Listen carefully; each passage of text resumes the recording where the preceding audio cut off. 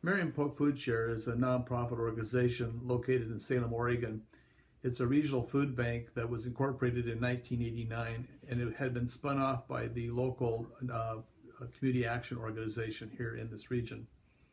It serves a population in Salem area, of greater Salem area, of the two-county area of Marion and Polk counties, of about 400,000 people.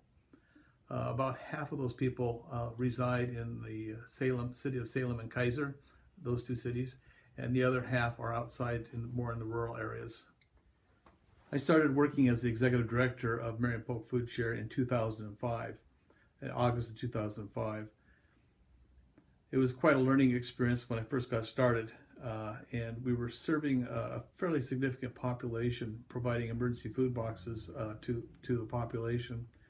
Actually, we didn't provide food boxes to the population. We actually provided the food to the organizations that did provide the food boxes, and also to congregate meal sites and congregate living sites. Those were probably our three primary types of organizations that we provided food to. We were several million pounds of food a year, as well as financial support to some of these organizations as well. About 1 out of 5 people were eating out of a food box at Marion Polk Food Share in the county, from the county. It was about the equivalent of the amount of people that were on food stamps. About 1 out of 5 people were on food stamps. Many of those people, the food stamps did not last the entire period of time, and so they often would come in for a food box. And so a food box was actually typically a 3 to 5 day supply of food. One of the things that we were always challenged with was having a good food supply. We had a lot of people giving us food and food drives. That was only about 10% of our food. The bulk of our food came from either USDA commodities or from the commercial food industry, be it grocery stores or be it food manufacturing organizations or farms. It was December of 2007 that the recession pegged us starting, and I think we started feeling it even just a little bit before December, but certainly by the end of the year and into January, we were really beginning to feel the recession. Our food supply had dropped off, our need had gone up, and so we were quite challenged. It was in February of 2008 that I was out in the warehouse, and I was standing there by myself just looking at an empty warehouse. The racks were empty. We had a little bit of food. We had food trickling in, coming in, but we certainly were challenged to meet the need of the organizations that got their food from us. And I remember sitting there looking at these empty shelves, and it was quite bothersome to me to be looking at these empty shelves. And there was a guy by the name of Jack Thornton, and Jack was in his late 80s, early 90s, and he'd been a volunteer at one of our local food pantries that gave out food boxes. And he came walking up to me, and he was sort of a gruff old guy, but he'd been working as a volunteer for about 20 years. And Jack says, "Ron, can I talk to you?" And I says, "Sure, Jack." And he says, he put his head down, and he just sort of shook his head and said, "Ron, it's really getting bad out there."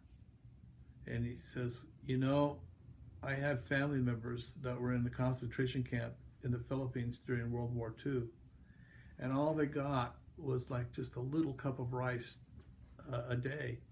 And he said, if the Red Cross had not come in with vitamins, he says, "I don't think they would have survived."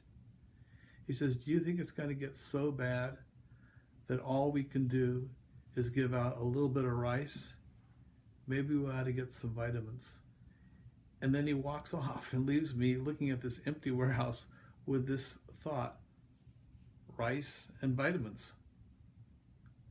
And I was challenged with my commitment to feed the people in need in this 2-county region. And I knew I had to make some level of commitment to meet that need. And it was a challenge.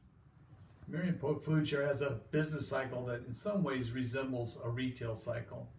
Our fiscal year starts in July 1st and runs through June 30th, and that's our fiscal year. I call it sort of the J to J, and in the middle here we'll put January. but our cycle of finances followed a definite cycle where the last quarter of the year was our biggest time. Immediately it took a dip at the beginning of the year, and then we had another bump right here in the spring and the like, and we were down really low in the fall. And so that was our business cycle throughout the year that we had for funds coming in, and it resembled that. Our expenses, however, went across like this. And so as you can see, there were periods of times of the year when we were in the red, and periods of time when we had excess of funds coming in. And so we needed to keep a significant amount of reserves to carry us through those downtimes throughout the year.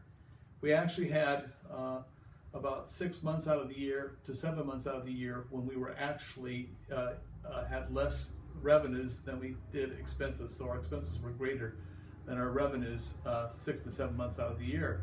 It was very challenging because we had to be able to carry the organization through that period of time. And if you look at this period of time to this period of time, that's a significant amount of time. It starts around May and runs all the way through, and we don't start recover until about October, maybe the middle of October, when we start to recover of those funds. So it's a really long dry period. We knew the cycle fairly well when I first came to Marion Public Food Share. I learned about it fairly quickly. But one of the things that they'd never done was also track the food when the food came in. And believe it or not, it almost mirrored the revenues coming in. So the times we were most challenged financially was also the times that we were most challenged with food. And we were always challenged to meet those needs.